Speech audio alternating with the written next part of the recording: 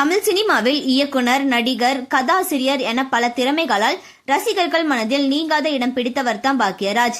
இவருக்கு தற்போது 73 வயது. 1977ஆம் ஆண்டு பாரதி ராஜா இயக்கிய 16 வயது நிலை திரைப்படத்தில் உதவி இயக்குனராக பணியாற்றியதன் மூலம் தனது திரைப்பயணத்தை தொடங்கினார். அந்த படத்தில் ஒரு சின்ன கதாபாத்திரத்திலும் நடித்திருக்கிறார். அதன் பிறகு 1979ஆம் ஆண்டு சுவரில்லாத சித்திரங்கள் படத்தின் மூலம் இயக்குனராக அறிமுகமானார். முதல் படமே மிகப்பெரிய வெற்றி. அதைத் தொடர்ந்து நிறம் மாறாத பூக்கள், இன்று போய் நாளை வா, முந்தானி முடிச்சு என ஏராளமான சூப்பர் ஹிட் படங்களை தமிழ் சினிமாவுக்கு கொடுத்தார்.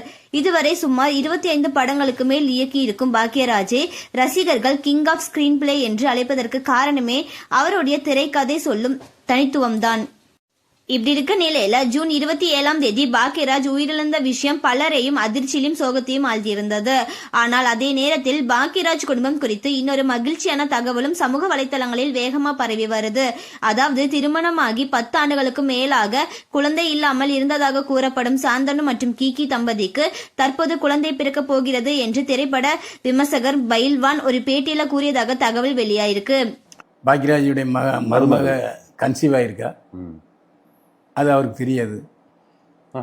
ஆமாம். ஆனால் அதே மாதிரி அவர் கதையாசிரியர்கள் சங்கத்தில் இல்லை, எதுக்காக தெரியாதுன்னா மறைக்கிறாங்களா அவர்கிட்ட? இல்லை, அது இப்போதான் தெரிய வந்தது. ஓ சரி சரி. அதுக்கு முன்னாடி அதனால் தன்னுடைய மகனுக்கே அவர் மகனாக பிறப்பார் பாக்யராஜ். அதுல எந்த சந்தேகம் இல்லை. அந்த பேட்டியில் பாக்யராஜ் மீண்டும் சாந்தனுவின் மகனாக பிறக்க போகிறார் என்று உணர்ச்சி பூர்வமாக பைல்வான் பேசியிருக்கதாக சொல்லப்படுது. இந்த விஷயம்தான் தற்போது சமூக வலைதளங்களில் பரவலாக பேசப்பட்டு வருது. இதையடுத்து சாந்தனு மற்றும் கீகிக்கு ஏராளமான ரசிகர்கள் வாழ்த்து தெரிவிச்சுட்டு வராங்க. இந்த தகவல் குறித்து நீங்க என்ன நினைக்கிறீங்க? உங்கள் கருத்துக்களை கமெண்ட்ல சொல்லுங்க. மேலும் இந்த மாதிரியான அப்டேட்ஸ்க்கு நம்மளோட சேனலை சப்ஸ்கிரைப் பண்ணிக்கோங்க.